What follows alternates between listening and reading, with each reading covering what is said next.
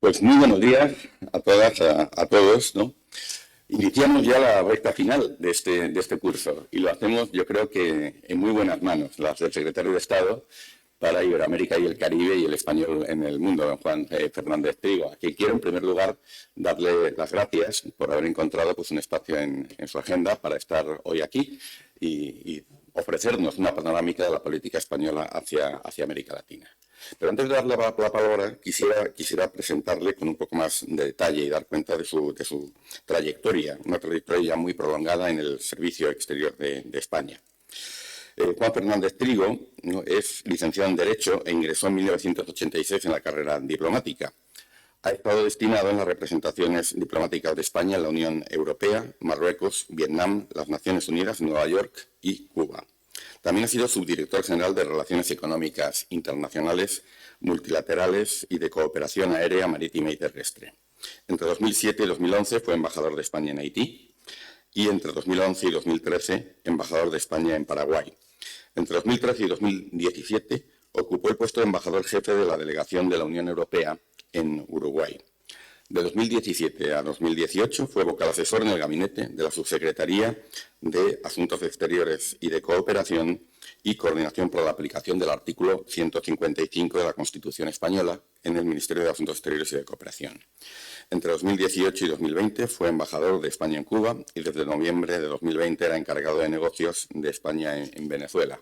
Como ustedes saben, en ese periodo, ¿no?, ese era el rango que tenía la representación de España en ese país, en un contexto de relaciones bilaterales de dificultad. Y finalmente, Juan Fernández Trigo fue nombrado secretario de Estado para Iberoamérica y el Caribe y el español en el mundo, digamos, con esta última adición al cargo como importante novedad de la que nos hablará en la acción exterior española, y obtuvo, como decía, ese nombramiento en el Consejo de Ministros celebrado el 20 de julio de 2021. De nuevo, muchísimas gracias por estar aquí. Tienes la palabra. Muchas gracias, José Antonio. Querido rector, queridos amigos, miembros del Gobierno de Cantabria, y buenos días a todos, en primer lugar. Yo creo que siendo ya el último que interviene en este curso, tengo que tener cierto cuidado en no repetirme, porque claro, tampoco podemos estar inventando la realidad cada mañana, ¿no? Por eso voy a tratar de que, bueno, mi intervención se ajuste fundamentalmente a lo que es la visión de España en América Latina, pero sin olvidar que estamos hablando de nuestra proyección dentro de la Unión Europea y cómo queremos que la Unión Europea a su vez se proyecte en América Latina. Para mí ese es el gran reto, ¿no? Es decir, nosotros nos hemos pasado mucho tiempo hablando de esa perspectiva de cómo nosotros somos el puente de América Latina con Europa, y eso me parece que a veces nos lleva a dar por sentada una relación que es algo más compleja y que es algo más difícil. En todo caso, muchas veces nos encontramos con que se da por hecho que Europa tenga la misma visión que le puede transmitir España sobre ese continente que España creo que conoce mucho mejor que el resto de los europeos, pero muchas veces nos encontramos con algunos escollos, con algunas dificultades de percepción, ¿no? Por ejemplo, hay países europeos que piensan que a América Latina solamente hay que hablarle de derechos humanos. Nosotros creemos que la realidad es mucho más rica que todo eso y que no se puede basar o centrar todo en una política de derechos humanos, siendo estos muy importantes, siendo estos un modelo al que aspiran los propios países latinoamericanos por sus poblaciones, pero al mismo tiempo creemos que no se puede instalar esa política sistemática de solamente buscar aquello en que el Estado de Derecho no funciona, porque muchas veces sucede que el Estado de Derecho puede no estar funcionando a la perfección precisamente porque hay otras causas, hay otras raíces que no somos capaces de abordar con la suficiente, digamos, insistencia u objetividad. Bueno, en primer lugar, me gustaría decir que nosotros tenemos por delante una presidencia de la Unión Europea en el segundo semestre del 2023. Las presidencias, como sabéis, son semestrales. Realmente en un semestre es difícil poder cambiar una realidad y en este caso me gustaría también decir que partimos de una situación un tanto deficiente. Llevamos 7 años sin reunirnos a nivel de jefes de Estado y de Gobierno, sin que exista una cumbre Unión Europea-CELAC, y eso evidentemente hace que se resientan. Hay todo un proyecto aprobado en el año 2015 que no hemos tenido la oportunidad de revisar con la suficiente insistencia. Y en ese proyecto, en ese programa, hay muchísimas variables, desde las cuestiones comerciales, desde la cooperación, al tema de la seguridad, al tema de la lucha contra los estupefacientes, en fin, es el tema de justicia interior. Hay muchísimos temas en los cuales se ve que la relación tiene una potencialidad enorme, pero desgraciadamente entre unas cosas y otras, y no solamente la pandemia, hemos tenido muy pocas ocasiones de reunirnos. Y tampoco me duelen prendas en decir, es decir, la anterior alta representante, a diferencia de la actual, jamás pisó América Latina en sus 4 años de mandato. Por lo tanto, me parece importante subrayar eso que decía al principio, no hay que dar por sentada esa... A mí no me gusta la palabra, pero sé que se ha instalado y es difícil eludirla, ¿no? La eurocompatibilidad, porque parece un poco arrogante, parece que nosotros somos como el modelo al que deben adaptarse los demás, ¿no? Pero, en fin, yo creo que es una palabra bastante gráfica. En inglés lo del like-minded, es decir, somos afines, aspiramos a lo mismo, y yo creo que eso es verdad, no solamente porque las repúblicas latinoamericanas se fundaron en base a revoluciones liberales que se habían dado en Europa, utilizaron los libros que se habían publicado en Europa y que tuvieron cierta difusión, pero es cierto que no basta con decir que Bolívar estuvo en España y estuvo influido por las revoluciones que en esos momentos se daban en Europa. Yo creo que es mucho más importante insistir en que los latinoamericanos quieren libertad, pero quieren también bienestar, quieren llegar a un estado parecido al nuestro, yo diría más bien al europeo que al norteamericano, pese a que para ellos tiene, en muchos casos, para la emigración latinoamericana tiene un mayor atractivo, o quizá no atractivo, mayor interés el emigrar a los Estados Unidos porque piensan que allí se puede prosperar con más facilidad. Pero creo que no exagero si digo que el ideal de un latinoamericano es pues aspirar a seguridad social, a que sus hijos sean educados con gratuidad, tener al mismo tiempo una cierta protección ante las dificultades que pueda haber en el mercado de trabajo, es decir, lo que nosotros tenemos, un estado de bienestar donde las pensiones estén aseguradas, donde la sanidad no sea un problema, como ha sucedido. Es un dato muy revelador, ¿no? En la pandemia, siendo América Latina solamente el 8% de la población mundial, el 33% de los fallecidos se ubican en países latinoamericanos. Hemos tenido que hacer un ejercicio importante de donaciones para que pudieran llegar vacunas. Hemos llegado a 22 millones de vacunas donadas por parte de España a América Latina. Eso quiere decir que los sistemas sanitarios no han podido responder. Ha habido países como Perú en donde la situación ha sido verdaderamente crítica, no había ni oxígeno para que la gente en los peores momentos de la pandemia pudiera verse asistida, ¿no? Entonces, quiero decir con ello que esto de la eurocompatibilidad, esto de la aproximación, de la afinidad, lo tenemos que trabajar un poco más. Y por otra parte, yo creo que una vez dicho esto, pues creo que sí, que hay una afinidad, no digamos ya en el caso español, algo que es muy difícil de definir, es algo intangible, pero es creo que algo que oímos constantemente. Los latinoamericanos llegan a España y sienten como una identidad en el ambiente, en el paisaje, en los olores, y eso es algo que nosotros pues creo que tiene que ser importante para que podamos de algún modo establecer una relación mucho más afín de la que inicialmente o en principio pueda dar el hecho de que nosotros fuéramos su metrópoli durante más de 300 años. De todas maneras, un poco vamos a orientar la presidencia, como decía, son 6 meses, en 6 meses no se puede revolucionar el mundo, pero sí queremos llamar la atención sobre aquello que conviene insistir para que no se produzca o para que no se siga produciendo esa especie de desvío de atención que creemos que se da en Europa. Yo creo que nosotros tuvimos en los años 80, como decía, cuando nosotros nos incorporamos a la Unión Europea, ahí de alguna manera establecimos o pudimos casar dos prioridades de la política española.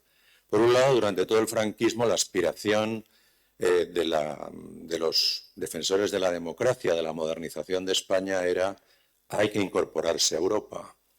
Y por otra parte, en cierto modo, cuando llega la democracia, nos encontramos con que la mayor parte de los países latinoamericanos, buena parte, no sé si la mayor parte, tienen dictaduras militares, cosa que nosotros rechazábamos, y por lo tanto ahí se produce quizá una cierta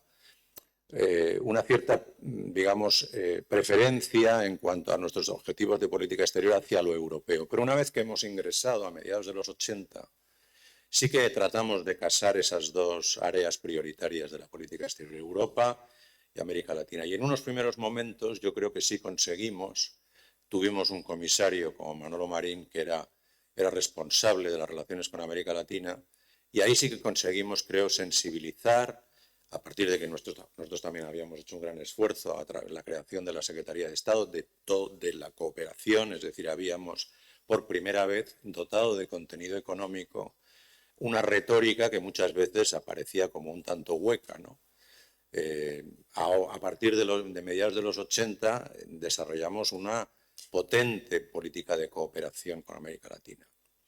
Pero también es cierto que eso también se nos ha vuelto en contra, porque en los últimos años pues, se ha instalado en el ambiente que solamente hay que cooperar con los más pobres entre los pobres, que los países de renta media no necesitan ya cooperación, y nos hemos visto como consecuencia de las conclusiones que se van aprobando en el CAD de la OCDE, que los países de renta media no necesitan. De hecho, se ha ido reduciendo tanto por parte de la Unión Europea como nosotros mismos también hemos tenido que reducir nuestras oficinas técnicas de cooperación. Y hoy por hoy, en el presupuesto de lo que sería la ayuda oficial al desarrollo española, América Latina representa un 10%, muy poco para lo que realmente debería ser, ¿no? De los 3.500 millones que hay, unos 350, me refiero no solamente a la Administración Central, sino a todo lo que hacen comunidades autónomas, ayuntamientos y, por supuesto, el Gobierno español a través de AECI. Consecuencia de todo esto es que, bueno, pues hemos perdido un poco ese impulso que tuvimos a mediados de los 80, ¿no? Tuvimos ahí ese empuje, por primera vez había una atención europea, pero con los años, no diré que no hayamos mantenido el interés relativo, pero no todo el que debiéramos, ¿no? Hay una política de acuerdos comerciales importante. Algunos países han quedado descolgados, como es el caso de Bolivia y Venezuela. Bolivia porque no se terminó de incorporar o de materializar, como consecuencia, yo creo, también de la llegada de Evo Morales, salieron del Pacto Andino, de alguna forma se había empezado a negociar con Colombia, Ecuador y con Colombia y con Perú, y bueno, pues al final se tuvo que buscar una solución intermedia de un acuerdo multipartes que era una especie de paraguas, y luego tenía, digamos, tratamiento diferenciado para esos 3 países, pero hay que reconocer que ni Venezuela ni Bolivia, por distintos motivos, han quedado enganchados. Los demás países, pues más o menos tienen todos un vínculo, alguno muy deficitario, como es el caso del Mercosur, porque el Mercosur tiene un acuerdo muy débil, muy digamos, de primera generación, de los que firmaba la Unión Europea pues, en torno al año 2000, pero llevamos en realidad 22 años tratando de hacer un acuerdo importante y no conseguimos desatascar esa cuestión, entre otras cosas, por lo que decía antes, ¿no? Porque hemos, creo, perdido ese impulso inicial potente y razones, digamos, diversas, muchas veces intereses electorales europeos de distintos países y otras veces resistencias de los productores también del otro lado del Atlántico, pues nos llevan a que el acuerdo del Mercosur es uno de los que está, digamos, más en la cuerda floja. Y nosotros queremos, en nuestra presidencia, pues darle un empuje importante tanto al acuerdo del Mercosur como a la renovación de los acuerdos con México y Chile. Tenemos una potencialidad enorme, las cifras son importantísimas, pero lo que creemos es que con acuerdos renovados, fortalecidos, podemos duplicar muchísimo o multiplicar no solamente nuestro comercio, sino sobre todo nuestra inversión, porque es donde realmente estamos más asentados, ¿no? Especialmente España. España ha llegado a tener en 1996 el 10% del Producto Interior Bruto en sus inversiones en América Latina. Tenemos una presencia, yo creo que muy considerable, en países como México. México y Brasil son los puntales de nuestra inversión exterior. Prácticamente México supone, yo diría que una tercera parte larga de toda nuestra inversión en América Latina. En fin, pero frente a nuestro interés en que se proyecte la atención con intensidad, no solamente la atención y luego nos concentremos solamente en nuestros problemas inmediatos, que no son pocos ni tampoco son superficiales, porque evidentemente en estos momentos tenemos la atención muy concentrada en Ucrania, en todo lo que es la vecindad sur mediterránea, donde hay una potencialidad de conflicto y hay que entender que Europa también tenga que prestar atención a esas cuestiones estratégicas, pero nosotros creemos que también la relación con América Latina es estratégica, por lo que comentaré después, ¿no? Porque hay otros actores que se han dado cuenta de que América Latina es muy interesante, y ahí está el caso de China, que tiene una penetración en el continente muy agresiva. Bueno, entonces, ¿qué retos o qué preocupaciones o qué cuestiones quisiéramos que durante nuestra presidencia se pongan de manifiesto? Bueno, pues en primer lugar, yo creo que hay un reto político. Y cuando hablo de esto, creo que es un reto que va más allá del decir, bueno, en América Latina lo que tiene que haber es democracia. Bueno, muy bien, por supuesto que sí. Ahora bien, es cierto que nosotros creemos que nosotros tenemos que hacer también un esfuerzo por entender que América Latina no es algo que esté cristalizado, sino que es una realidad en movimiento, como nos pasa a todos los países y a todos los continentes.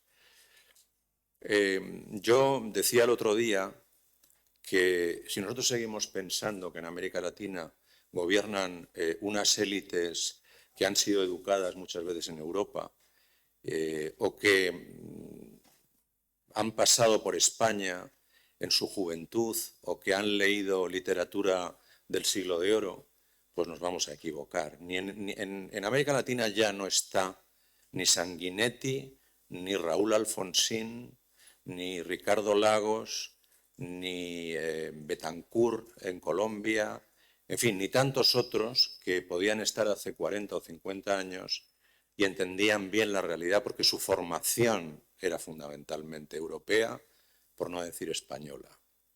Hoy en día estamos hablando de otro tipo de líderes, personas que a lo mejor no han pisado España, o si la han pisado ya por razones accidentales, porque están ocupando cargos. Entonces, es importante que nosotros hagamos también un esfuerzo de adaptación a lo que ha sucedido. Han sucedido muchísimas cosas. La entrada de indígenas en muchos de los gobiernos, de movimientos indígenas, la entrada de personas de carácter populista, muchas veces con ciertos prejuicios sobre lo que ha sido la presencia de España en América.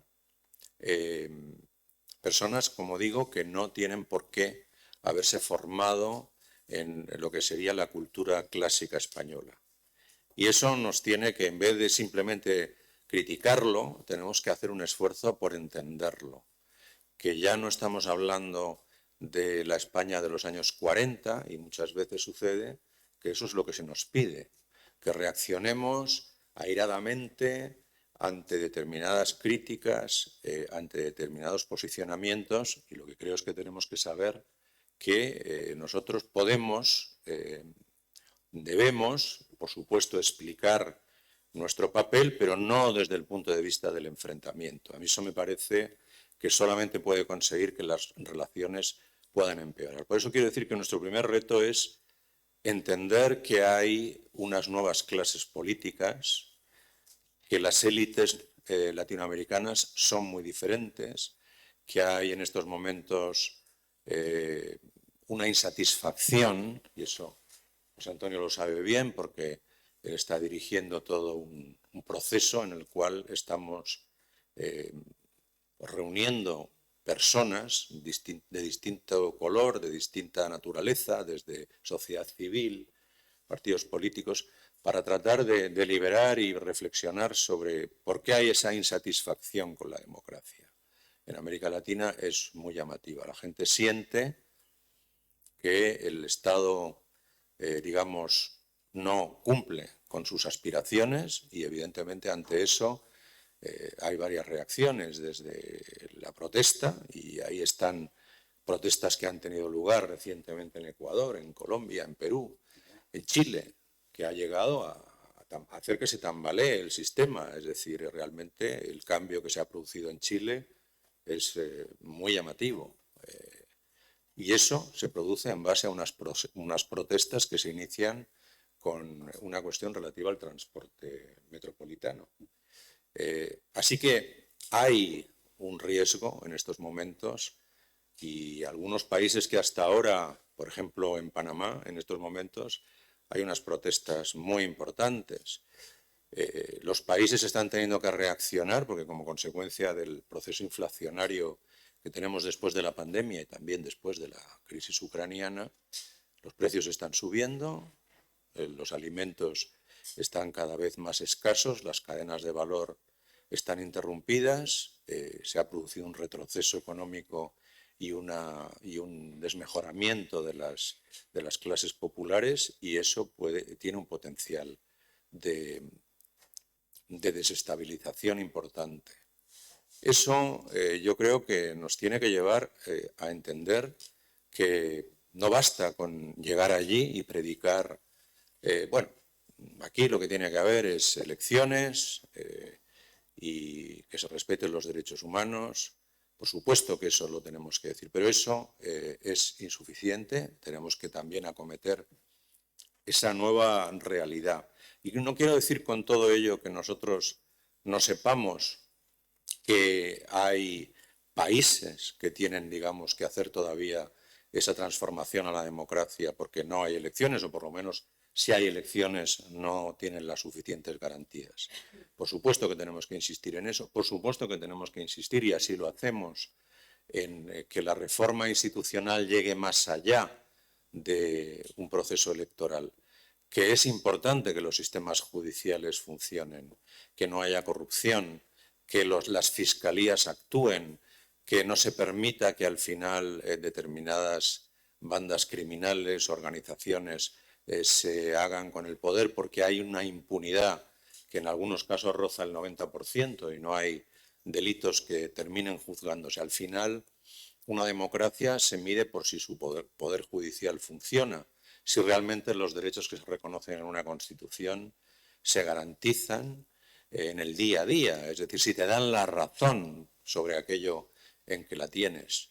Y por lo tanto, trabajamos mucho, es cierto, los europeos en todo lo que es reforma del sistema judicial, fiscalías, porque consideramos que hay una amenaza real de que los sistemas se vean en cierto modo pervertidos por esos estados paralelos que se dan en algunos lugares, ¿no?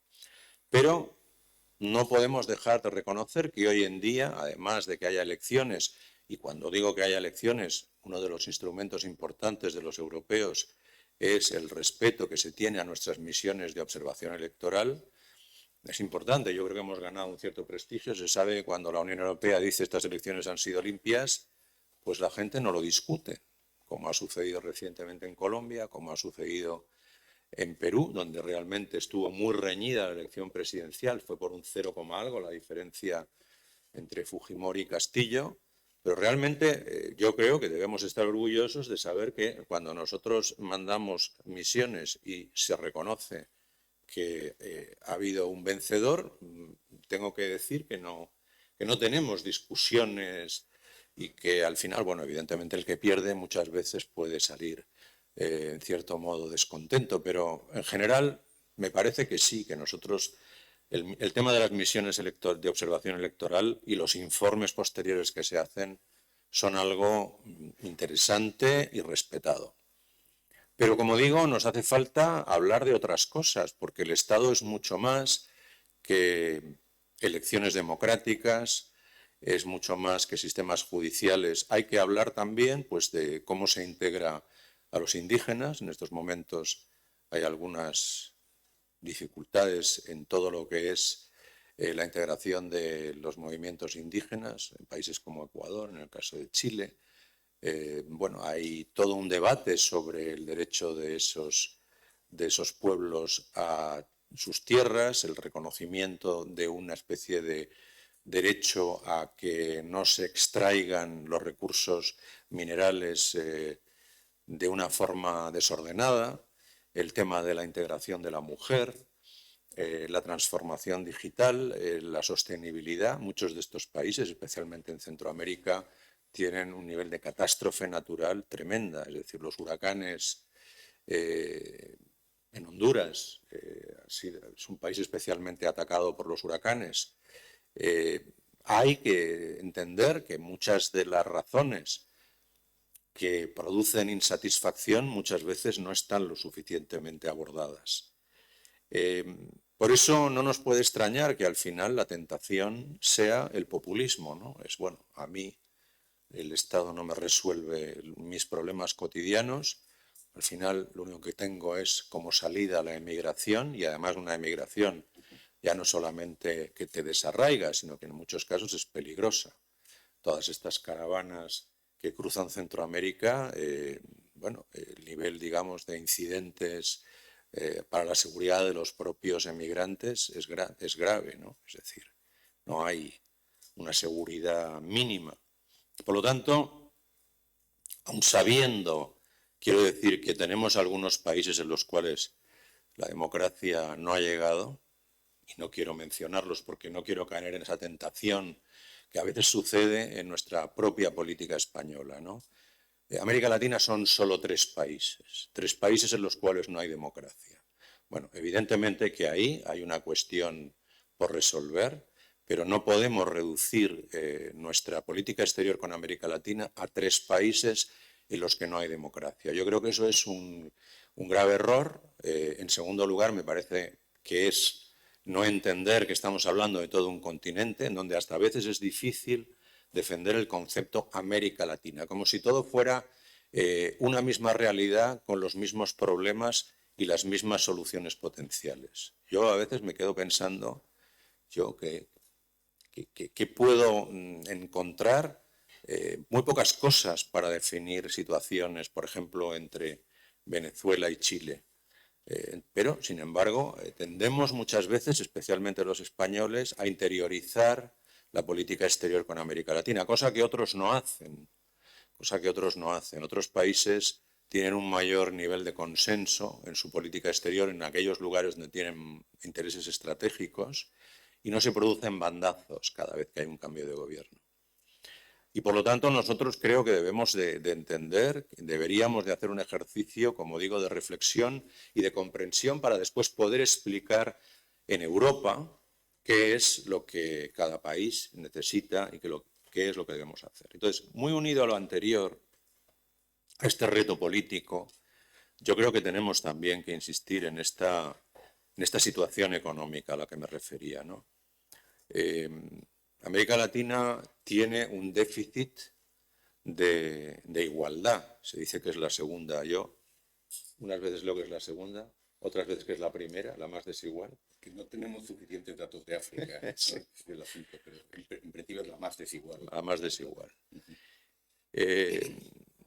Cuando uno viaja se da cuenta de cuáles son las circunstancias. Hay niños de la calle, o sea, cosa que aquí no sabemos ni lo que es, ¿no? Pero niños que están pidiendo en los semáforos en un montón de países. O que los ves, pues eso, con bolsas de pegamento, etc. Es decir, hay una situación muy deteriorada en todo lo que es, bueno, cómo viven sus clases altas y cómo vive muchas de esas poblaciones que no tienen prácticamente una mínima institucionalidad asistencial. Entonces, aparte de eso, aparte de que hay una enorme diferencia, hay también un esquema de desprotección social. No se sabe en muchos casos lo que es la seguridad social, las pensiones a veces te cuentan realmente lo que es una pensión de jubilación y te quedas sorprendidísimo. No hay un seguro de desempleo. No se sabe ni siquiera lo que es, bueno, ni se puede imaginar lo que es un ERTE, porque realmente nadie tiene un contrato de trabajo que pueda de alguna forma presentar. Es decir, el margen, digamos, de formalidad es muy bajo. Y pese a que hay sociedades que tienen un ritmo de crecimiento alto, pongo por ejemplo Perú, que es un país que ha tenido unos niveles de crecimiento en el último decenio en torno al 6%, un poco lo que nos pasó a nosotros en el último franquismo, ¿no? Que teníamos unas tasas de crecimiento tremendas. Pero bueno, podríamos decir que pese a que se produce una cierta mejora, que la gente pues se encuentra empleo, pero luego, sin embargo, a la hora de la verdad, si las cosas vienen mal dadas, pues de la misma forma que conseguiste empleo, lo pierdes. Creo que a nosotros nos hace falta insistir mucho en este aspecto, ¿no? En el aspecto de hay que aspirar realmente a la eurocompatibilidad, hay que buscar que realmente no solamente sea un lugar donde nosotros invirtamos y sea muy rentable, sino que esas poblaciones puedan, en cierto modo, igualarse cada vez más a la realidad europea y a la realidad española, que cuenten con los instrumentos que nosotros tenemos, que accedan a un tipo de sociedad en donde estudiar no sea solamente para aquellos que tienen dinero y los que no lo tienen, pues que vayan a universidades que no tienen el menor prestigio. La pandemia ha provocado también un parón en la cuestión educativa, porque evidentemente se cerraron muchas universidades. El 70% de los estudiantes universitarios latinoamericanos son de primera generación. Sus padres, sus abuelos nunca fueron a la universidad. Entonces, la universidad, si ha sido un instrumento de trasvase social, pero de golpe se paraliza porque la pandemia ha interrumpido muchísimos de esos procesos educativos, pues evidentemente se va a producir un retroceso. De hecho, ya se habla, ¿no?, de que hay una caída media del PIB de en torno a un 7%, y luego, pues, en lo que sería la lucha contra la pobreza se han perdido 15 años y contra la pobreza extrema se han perdido 30 años. Así que no estamos hablando de algo que sea fácil de resolver, porque, como decía, junto a esto hemos desarrollado toda una filosofía en las instituciones financieras internacionales de los últimos años, que es, bueno, tenemos que concentrarnos en lugares como África, donde no hay de nada. Y los países de renta media ya que salgan pues más o menos poco a poco. Nosotros creo que tenemos que hacer un esfuerzo, no solamente en aumentar nuestros programas de cooperación, que como decía, se han visto reducidos en estos momentos a un 10% de todo lo que en el caso de España, pero vamos, en general, ¿no? La Unión Europea es verdad que es el mayor donante del mundo, la mitad de la ayuda oficial al desarrollo viene de la Unión Europea, pero es verdad que en el caso de América Latina se empezó a reducir la presencia de las oficinas de cooperación porque se instaló esta filosofía de la OCDE de no, la renta media no tiene por qué. Bueno, nosotros creemos que hay en los países de renta media muchísimos agujeros, como los que me refería antes, y nos hace falta que haya esa atención, que volvamos a decir, no, tiene que haber programas de cooperación adaptados a la realidad, en donde, bueno, pues evidentemente seamos respetuosos con los objetivos de desarrollo sostenible, con la Agenda 2030, pero que además de hacer transformación digital, de hacer pues, desarrollo de economías sostenibles, tenemos que incidir en cuestiones como el acceso a la educación, el acceso a la sanidad,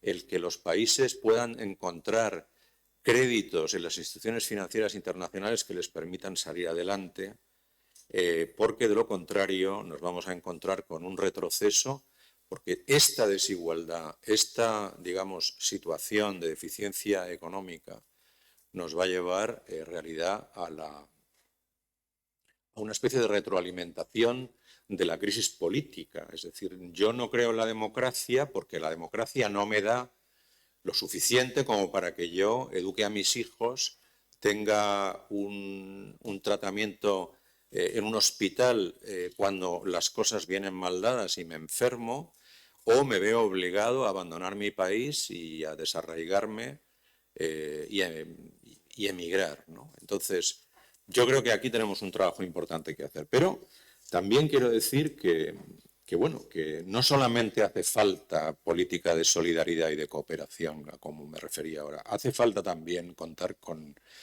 lo que es la inversión y el comercio.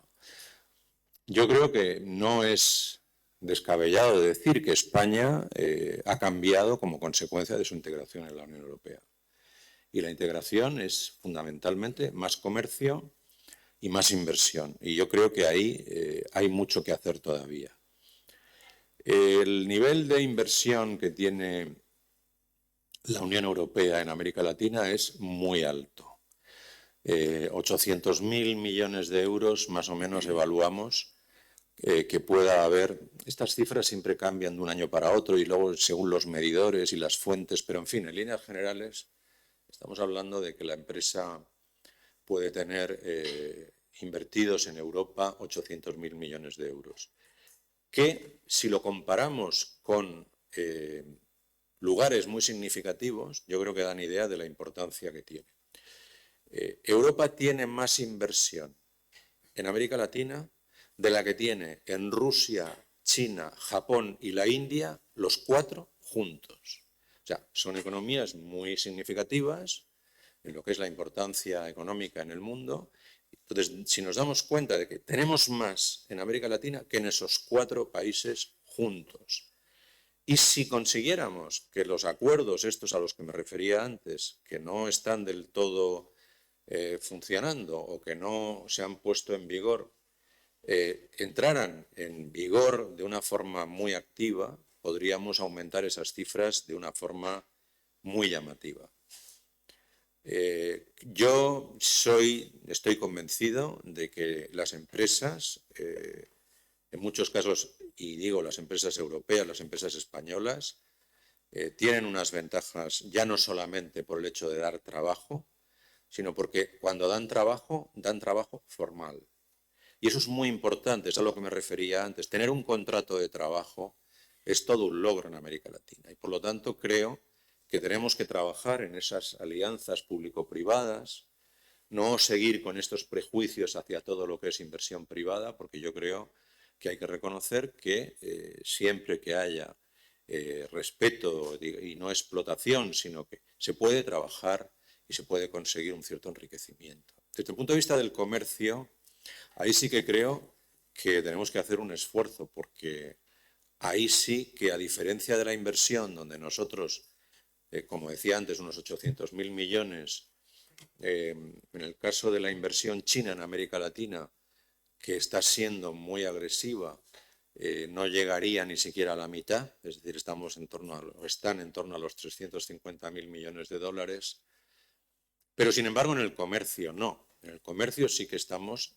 perdiendo cierto liderazgo. Los chinos son los segundos, normalmente detrás de Estados Unidos, y nos han arrebatado ese segundo lugar.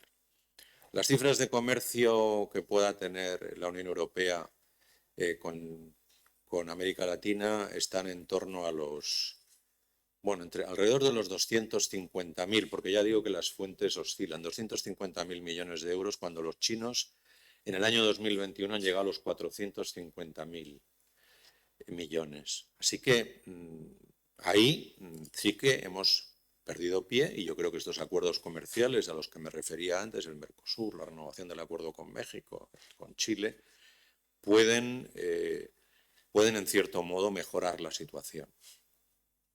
Yo insisto, en el caso español es indudable, yo sé que hay muchas ideas preconcebidas sobre que si los acuerdos comerciales, en el fondo lo que hacen. Los acuerdos comerciales y la integración económica es algo positivo, termina produciendo riqueza, crea cadenas de valor.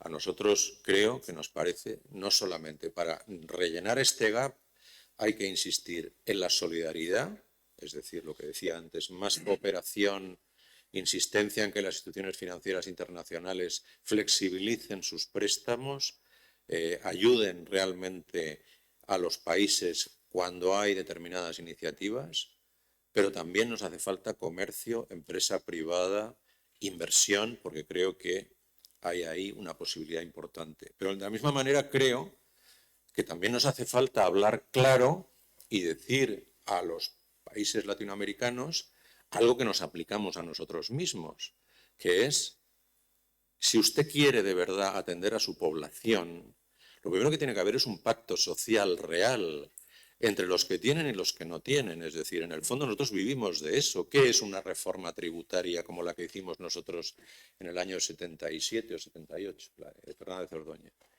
Llegar a la conclusión de que el gasto social se tiene que alimentar de los tributos, que los tributos no solo son indirectos, que no todos tenemos que pagar lo mismo por una botella de agua en materia de impuestos, que los que más tienen que pagar más que los que menos. Y ese pacto social es algo que yo creo que en Europa, en los países europeos, está establecido. Es decir, los que más tienen alimentan el gasto social a través de los impuestos. Y por lo tanto, eso es lo que yo creo que falla en América Latina. Y nos hace falta esa segunda pata, la pata local. No solamente lo que podemos hacer los extranjeros en materia de inversión o de comercio internacional. Nos hace falta también que en todas esas sociedades haya un cierto cambio de mentalidad. Hay mucha gente sacando dinero de sus países y trayéndoselo a Europa o a los Estados Unidos o a los paraísos fiscales, y entonces nosotros creemos que también hay que insistir en que no puede haber simplemente un enfoque asistencial para el desarrollo de un determinado subcontinente. Tiene que haber también una toma de conciencia de sus propios grupos sociales, de que esto de llevarse el dinero cada vez que hay un cambio de gobierno y comprarse pisos en Madrid, pues esto es algo que tiene que cambiar, tiene que transformar y llegarse a esa conclusión. Para que haya gasto en sanidad, para que haya gasto en educación, tiene que haber previamente recursos, y para eso tiene que haber una reforma tributaria y tiene que haber conciencia de que el dinero no te lo puedes llevar del país, porque de alguna forma tiene que haber un cierto compromiso con el país. Y yo sé que esto va a ser difícil porque hay una cierta mentalidad de no pagar, pero también la teníamos en España hasta que llegó el año 77. Es decir, la conciencia de que pagar impuestos es absolutamente imprescindible para que el país levante, para que el país pueda atender las necesidades cotidianas de la gente. Yo creo que hace falta, por lo tanto, una conjunción de realidades. La ayuda externa, la presencia de la inversión extranjera y del comercio internacional son fundamentales, pero hace falta un segundo pilar, que es el pilar interno, el pacto social, el decir, hay que creer en un país. Y por lo tanto, para eso hace falta que se tome conciencia de que ese pacto social yo creo que falla en muchos casos. Bueno, y esto me lleva un poco al tema de la integración regional, que me parece que es otro de los retos, ¿no? América Latina, en cierto modo, vive de un ideal, que es el ideal de Bolívar, una sola América, pero yo creo que hay que reconocer que hasta la fecha todos los intentos han sido bastante frustrantes, ¿no? No tenemos una Unión Europea ni de lejos. En América Latina, los procesos, en mi opinión, siempre han sido muy ideológicos. La afinidad política cuenta mucho a la hora de concebir lo que es la institucionalidad internacional. Yo creo que en estos momentos UNASUR ya no cuenta prácticamente. Otros intentos, bueno, pueden ser quizá más exitosos, como es la Alianza del Pacífico. Ahora en Centroamérica hay una cosa o una iniciativa bastante esperanzadora, como es la Alianza para el Desarrollo de la Democracia, que han promocionado Costa Rica, Panamá y República Dominicana, que son los tres países que quizá tengan una idea más favorable a lo que es desarrollar sociedades próximas a lo que decía antes, lo de la compatibilidad con sociedades desarrolladas del mundo occidental, donde se es consciente de que hay que trabajar en materia de promoción de la empresa, de las inversiones, de que hay que ser países abiertos, que a través del comercio y de la inversión se puede llegar a procesos exitosos, pero, insisto, el tema tributario también en estos países es un problema, es decir, no está instalada realmente la idea de que tiene que haber una importante reforma tributaria. Y cuando se ha intentado, pues en muchos casos pues no ha salido adelante. Pero en fin, quiero decir con todo esto que, y esto sin pretender dar lecciones de nada, para que una integración sea exitosa, tiene que ser bastante gris en sus procesos. Es decir, cuando en la Unión Europea hemos creado un mercado interior, hemos empezado por lo más básico, ¿no? Los pesos y medidas, el tamaño de los camiones, la producción de automóviles, homogeneizando procesos productivos, cómo tienen que ser los tornillos para que valgan tanto en Suecia como en Holanda. Bueno, todo eso es un esfuerzo de trabazón económica que, una vez que se ha desarrollado, hace imposible el conflicto político. Porque se ha empezado por abajo, porque la interdependencia entre las economías es tan grande que al final en la Unión Europea no hay conflicto político, porque todos sabemos que es imposible romper. Y de hecho, bueno, ha sido posible en el caso del Reino Unido, pero con un trauma enorme, y todavía no sabemos en qué acabará esto, en qué terminará finalmente el tema del Brexit. Porque ha sido verdaderamente traumático y al final, si vamos a los hechos, la desunión se ha hecho en base al incumplimiento anunciado por Boris Johnson del acuerdo del Brexit. Es decir, así de sencillo. Tan difícil es llevar a cabo esa ruptura que, después de haber estado negociando desde el año 2014 o 2015, ya no me acuerdo, al final la conclusión es, pues no voy a cumplir con lo que he acordado en la mesa. Por lo tanto, quiero decir con esto que nos hace falta insistir en que hay que sentarse a la mesa negociar cuestiones que muchas veces son poco épicas y olvidarnos un poco de esas afinidades ideológicas y de que ahora creamos UNASUR y después creamos PROSUR, que es todo lo contrario, y después el Grupo de Lima para ir contra lo que está sucediendo en Venezuela, y después cuando acaba el tema ya otro vaivén, y así es como yo creo que una integración no puede salir nunca adelante. De hecho, creo que sería bueno que nosotros llegáramos a un acuerdo con el Mercosur, porque los niveles de integración entre el Mercosur y la Unión Europea son muy distintos, y los propios gobernantes del Mercosur lo que vienen a decir es: necesitamos tener un acuerdo serio que nos obligue a nosotros mismos a disciplinar nuestros comportamientos, a asumir mayores responsabilidades entre nosotros mismos, porque muchas veces todos estos acuerdos están fundados en muchísimas excepciones, en muchísimas parálisis del comercio, porque no hay en ese momento un acuerdo del cómo actuar. Ahora, por ejemplo, en el Mercosur hay todo un debate promovido por Uruguay sobre si se puede o no se puede negociar uno de los países del Mercosur por su cuenta con China, ¿no? Entonces, creo que hace falta que también insistamos y sobre todo que le hablemos a la Unión Europea, que ya lo sabe, pero que entre todos hagamos un esfuerzo de decir: hace falta que en América Latina haya integración económica de verdad para que al mismo tiempo se consiga la integración política entre ellos. Y pueda haber además un intercambio en el Atlántico que de alguna forma aumente todo lo que ya tenemos, que es mucho, como decía antes. Otro de los retos que yo creo que tenemos, que bueno, que ya en los periódicos está, nadie hay que descubrírselo, es el tema de la emigración, ¿no? Me refería antes a esto.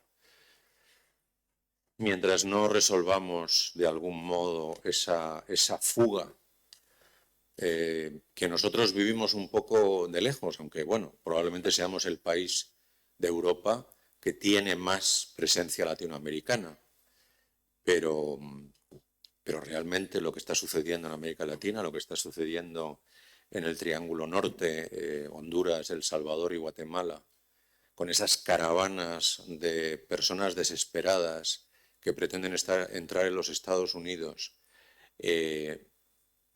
me parece que desde octubre para acá hay 2 millones de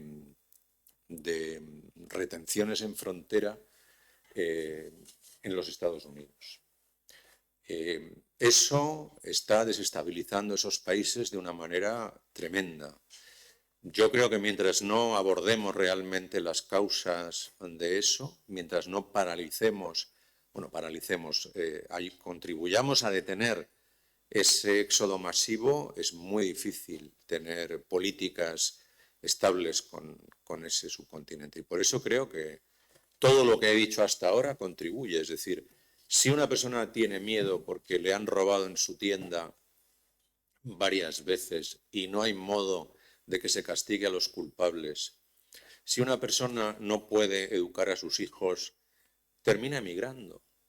Si al final resulta que piensa que en su país ni hay seguridad ni hay futuro, pues no nos puede extrañar que termine emigrando de una forma masiva. Y esto a nosotros nos afecta probablemente mucho más la emigración del norte de África, como sabemos bien, pero de una forma también secundaria a España en particular le afecta la entrada de latinoamericanos. Y nosotros necesitamos, porque el gran contrasentido de todo esto, que es que tanto los norteamericanos como los europeos necesitamos fuerza de trabajo.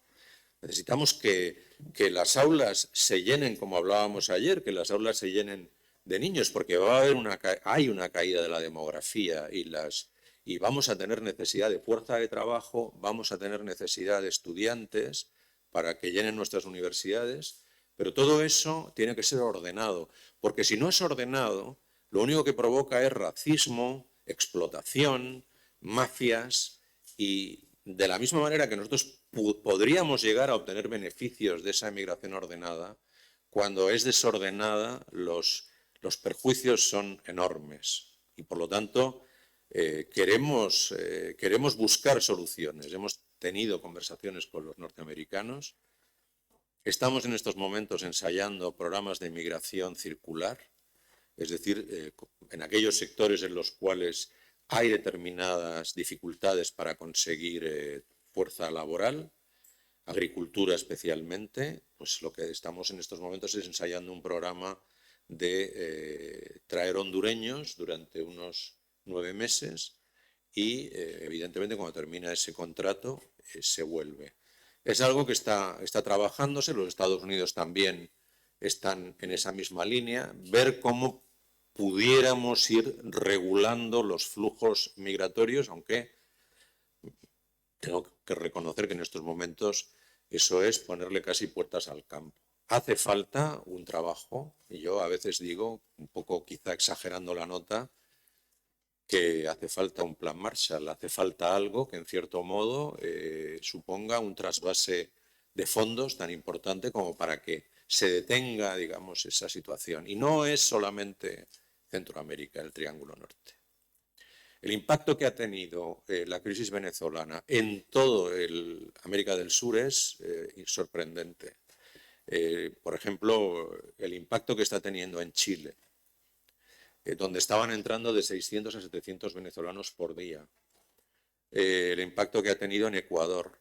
En Colombia no digamos, que casi son 2 millones. Nosotros mismos creo que también hemos recibido alrededor, se calcula, de 500.000 de venezolanos. En fin, se exportan. Estas crisis migratorias exportan dificultades a sus vecinos. Por lo tanto, es un tema que afecta a muchos. En Nicaragua hay un éxodo también grande que está creando problemas serios en Costa Rica. Bueno, no digamos en Haití, es decir, Haití tiene un flujo migratorio tremendo hacia los Estados Unidos y hacia su vecino, la República Dominicana. Nosotros mismos tenemos una llegada importantísima de cubanos. Los cubanos están en estos momentos también saliendo masivamente por distintas vías. Ya no es la vía marítima la más importante para entrar en Estados Unidos desde que se abolió lo de la ley de pies secos, pies mojados, que permitía, una vez que llegabas a territorio seco, ya no te podían devolver. Eso se terminó en los últimos meses de Obama, pero quiero decir que hay un problema que tenemos que saber abordar y, en cierto modo, luchar contra eso en la Unión Europea. Hay también otro reto, que es el del español, que antes me comentabas, ¿no? Vamos a ver, nosotros, siempre lo digo ahora, ¿no? Es decir, somos un país que se ha despertado muy tarde en relación a la importancia de su lengua. El español en estos momentos tiene un momento dulce. En los últimos 30 años se ha incrementado un 70% el número de personas que hablan español en el mundo. Y eso son 250 millones de personas desde 1991 hasta hoy, lo que se ha incrementado. Estamos rozando los 600 millones. Eso nos da una fuerza a todos los que hablamos español que no podemos dejar de comprender. Otros, como los franceses, han luchado mucho más por su lengua que nosotros. Y yo lo que quisiera en estos momentos es que una vez que hemos tomado conciencia, pues no nos durmamos en los laureles, porque esta batalla es más compleja de lo que parece. Primero, porque las tasas demográficas de los hispanoparlantes no están garantizadas. Siempre se ha dicho que los latinoamericanos tienen unas altas tasas de natalidad, pero eso tiende a reducirse. Así que dentro de poco nos podemos encontrar, aunque ya no estemos en esas cifras. Después, porque yo creo que hay también ciertos riesgos. Por ejemplo, el país que más hispanoparlantes tiene es México, está rozando, bueno, sobrepasa los 130 millones, pero el segundo en 2060 serán los Estados Unidos, especialmente la zona sur de los Estados Unidos. Yo creo que nosotros en estos momentos estamos experimentando una sensación un tanto extraña, que es, por un lado, crece la influencia política de los latinos en la sociedad norteamericana, pero hay como un cierto complejo de inferioridad. Hay como una sensación de decir, bueno, yo estoy muy integrado. Y eso está llevando a que al mismo tiempo que se identifican con un concepto de latinidad, no quieren hablar español, porque de alguna forma el español está identificado con un grupo social, digamos, desfavorecido, ¿no? Entonces, la forma que yo tengo de demostrar que yo soy muy norteamericano es no hablando español o tratando de hablar español nada más que en la intimidad. Y luego hay un tercer riesgo y es qué reacción pueden tener, digamos, los anglosajones cuando vean este avance peligroso, entre comillas, del español. Pueden que se refuercen las leyes o las normas de protección del inglés. Por eso yo siempre digo que nosotros tendríamos que hacer un esfuerzo de convencimiento, de alguna forma persuasión, si es que es posible, pero desde luego por ahí creo que tenemos que intentarlo, de que los norteamericanos no rechacen a medio y largo plazo la presencia del español. Es decir, que llegásemos, si fuera posible, y sería lo ideal, a que asuman que esto es como lo del catalán, el gallego y el euskera. Es decir, bueno, pues si tengo un país en el cual tengo montones de gente que habla español, pues voy a asumir que aquí va a haber una cooficialidad y, por lo tanto, eso sea objeto de cierta protección. Yo creo que esa es una de las batallas que tenemos que dar. Tratar de que no se nos produzca una reacción que evidentemente vamos a definirlo trumpista, de aquí basta ya de aceptar mexicanos, aquí basta ya de hablar español, todo en inglés, todo anglosajón, para que no perdamos nuestras esencias. Yo creo que ese es un riesgo. Por eso siempre digo que no nos quedemos con la bonita frase de que en el 2060 el segundo país hispanoparlante serán los Estados Unidos, porque tenemos un riesgo serio de que ellos le pongan freno a eso o de que traten de desmotivar a la gente y de buscar una vuelta a las esencias. Si nosotros consiguiéramos que la segunda opción, es decir, la de la aceptación como cooficial del español, que se asumiera como algo natural, creo que tendríamos algo muy importante ganado. La primera potencia del mundo defiende el español, lo protege relativamente y ahí creo que todos los latinoamericanos, porque esto no es una batalla de españoles, esto es una batalla de todos los hispanoamericanos, los latinoamericanos, de ver cómo una lengua nos puede reforzar, no solamente en influencia política, sino también en creación de puestos de trabajo, porque es que hoy en día la realidad es que si el español funciona bien, en parte ha sido por el éxito del turismo. Tanto el turismo en España como el turismo que hay en América Latina. México es un país con un potencial, República Dominicana, y todas las personas que se acercan a unas vacaciones muchas veces terminan interesándose por su lengua. Entonces, más allá de que el español cree puestos de trabajo, por decirlo de alguna manera, es importante que no demos esto por algo natural, porque puede caer, podemos encontrarnos con que la situación en la que estamos ahora no sea la misma dentro de unos años, ya sea porque hay una reacción de proteccionismo por parte de los anglosajones o ya sea porque nosotros hemos descuidado este tema. Es importante, nos da fuerza, nos da cohesión. Una de las cosas, por ejemplo, que nosotros estamos tratando, estamos trabajando en distintas líneas, ¿no? Introducir el español en determinadas áreas geográficas donde hay una posibilidad de potenciarlo. Por ejemplo, Caribe anglófono. El Caribe anglófono son 15 países que normalmente votan muchas cosas en común, por lo tanto, de cara a votaciones en Naciones Unidas, son 15 países con los cuales tenemos que tener una aproximación.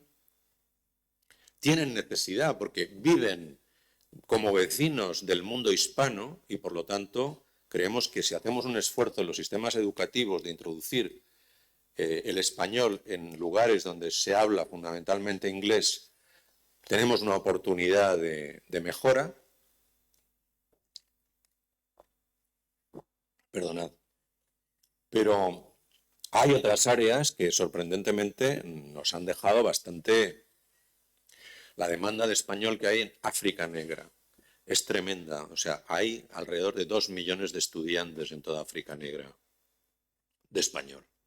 Hay países como Costa de Marfil, Senegal, que tienen 600.000 estudiantes de español. Ya no estamos hablando solo de la República Sudafricana. Ahí tenemos una posibilidad, porque hay demanda. Bueno, hay otros lugares en donde ya tenemos establecidos muchos institutos Cervantes, como es el caso de Brasil, como es el caso de África, el norte de África, todo lo que es el Magreb, pero tenemos que hacer un esfuerzo por penetrar en esos lugares. Tenemos que hacer un esfuerzo en las organizaciones internacionales. Por ejemplo, en las Naciones Unidas ya sabéis que existe el Tribunal Internacional de Justicia, que es un órgano dependiente de la Asamblea. Bueno, el Tribunal Internacional de Justicia, siendo un órgano de las Naciones Unidas, y se supone que debería de beneficiarse del régimen lingüístico de las Naciones Unidas, que son 6 lenguas oficiales, pues resulta que para pleitear en La Haya hay que usar solamente el inglés o el francés. Y además se da la circunstancia de que los países latinoamericanos pleitean mucho entre sí en temas, por ejemplo, de delimitación territorial, Chile y Bolivia, Perú y Chile. En fin, hay un montón de situaciones en las cuales los propios latinoamericanos tienen que contratar bufetes extranjeros para que defiendan sus causas frente a otro litigante que también es hispanoparlante. Bueno, pues estamos tratando de establecer una estrategia para ver si conseguimos que el español pueda ser uno de los idiomas que se puedan utilizar ante el tribunal. Es decir, hay determinadas acciones que se pueden llevar a cabo. Y aquí concretamente en el tema de la Unión Europea pues es un poco más complicado porque el potencial que tenemos en el resto del mundo, en el caso de Europa, pues solo hablamos español nosotros.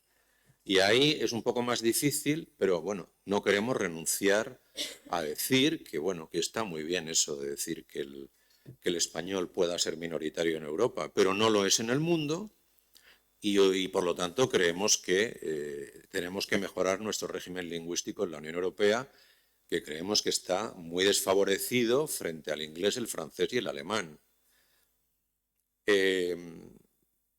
Bueno, por último, lo único que quisiera deciros es que esta batalla es importante que la demos entre todos, porque a todos nos puede beneficiar el encontrarnos con que el día de mañana, al movernos por el mundo, pues tengamos las facilidades que tiene hoy en día el inglés. Hoy en día un inglés realmente se pone uno a pensar y dice, ¿qué necesidad tiene de aprender idiomas? Si sabe que por allí por donde va, todo el mundo está obligado a entenderle. Bueno, pues nosotros aspiramos humildemente, no sé si a poder reproducir esa situación, pero por lo menos acercarnos, tener más influencia y tener más comodidad y cuando negociemos sentirnos más a gusto, porque evidentemente cuando uno está defendiendo intereses en su propia lengua, lo hace mucho mejor que cuando tiene que utilizar una lengua prestada. Y ya termino. Y yo creo que el problema, el último reto que tenemos es esto, como empecé, ¿no? La triangulación, el hecho de que nosotros tenemos que convencer a 26 de nuestra visión de América Latina, que no siempre es compartida, que no siempre es común, que no siempre es tan, digamos, plural, porque nosotros tenemos comercio, nosotros tenemos intereses culturales, nosotros, por ejemplo, ¿cuál es la importancia de la música latina en el mundo? Pues es muy importante la música latina. En los Estados Unidos hay toda una fuerza que nos da lo que han hecho los latinos desde el punto de vista musical. Todo eso, a nosotros, esa pluralidad de conocimiento que tenemos, lo tenemos que transmitir a otros 26 que a veces tienden solamente a ver una parte, ¿no? ¿Hay derechos humanos o no hay derechos humanos en este país? Bueno, pues apliquemos sanciones si no hay derechos humanos.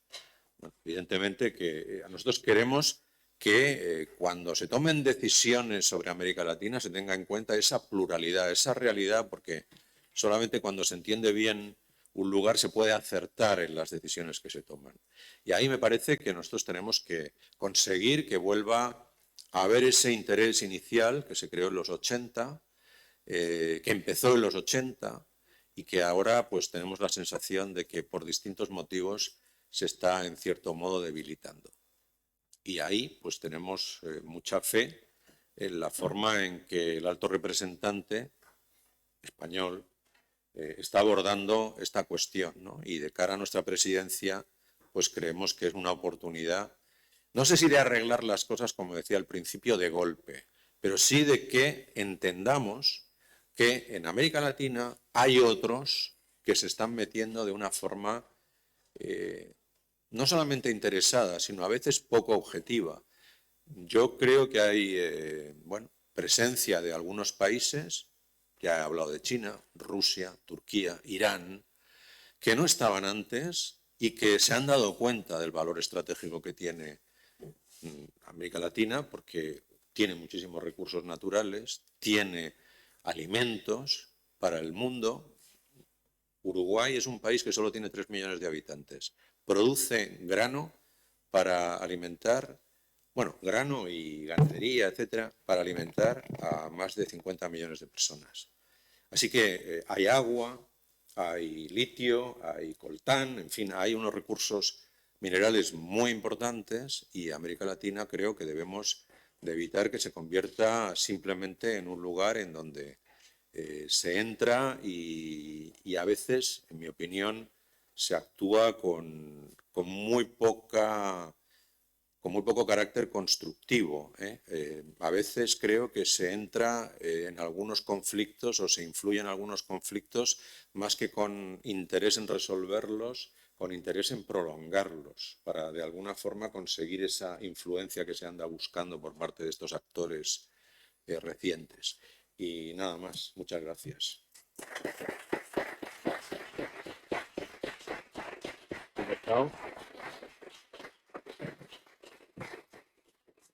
Pues muchas gracias, secretario de Estado. Nos ha dado, yo creo que una panorámica muy amplia, muy comprensiva de una política exterior española, ¿no?, que, teniendo los canales bilaterales, también es una política fuertemente europeizada, como corresponde, ¿no?, que pasa en gran medida también por nuestra presencia en Bruselas, por nuestra capacidad, ¿no?, también de incorporar a otros Estados miembros, ¿no?, a esa política hacia América Latina. A mí me gustaría resaltar algunos elementos muy brevemente que has mencionado. Uno de ellos, desde luego, por el que has comenzado justamente, es esa visión de un compromiso democrático, ¿no?, con la región, que parte además de la premisa de que es una problemática compartida y, desde luego, mucho más amplia, porque hay problemas de desafección efectivamente en mucho más amplio si no se reduce a los 3 países en los que a veces se focaliza en exceso y que se encuentran además entreverados con la política interna española y muchas veces el hablar de esos países es una forma, ¿no?, un metalenguaje con el que se está hablando en realidad de nosotros mismos, y eso no ayuda. La importancia que le has dado, yo creo, muy también a la agenda social, ¿no?, a las agendas de salud y de educación, donde es necesario cooperar, ¿no?, para ampliar las coberturas, la calidad. Quería comentar justamente que uno de los temas que has mencionado lo tratamos, es decir, el salir de la trampa, lo que ya hemos llamado en ocasiones la trampa de renta media, que no se refiere a los problemas de desarrollo de la renta media, sino a la trampa retórica que permite, digamos, que esa clasificación de los países como países de renta media sea una coartada, ¿no?, para reducir el compromiso, reducir la financiación al desarrollo. Y bueno, aquí, secretario, hemos hablado mucho del concepto de desarrollo en transición, ¿no?, que, de hecho, un concepto planteado por la OCDE y CEPAL, con el apoyo de la Comisión Europea, con el que se intenta justamente encontrar una racionalidad fuerte para seguir haciendo cooperación con América Latina. Concepto, por cierto, que hemos incorporado a la Ley de Cooperación al Desarrollo, ¿no? Muy relevante lo que ha señalado también sobre los acuerdos de asociación, su importancia para establecer un marco predecible, estable, para el fomento del comercio y las inversiones de unas empresas que además comportan en muchos casos estándares laborales y de otra índole más elevados, que formalizan efectivamente el empleo, esa inversión europea. preguntábamos justamente, también quería compartir, secretario de Estado, estuvo aquí un representante de CEPAL, que durante muchos años fue uno de los autores del informe sobre la inversión extranjera directa en América Latina, ¿no?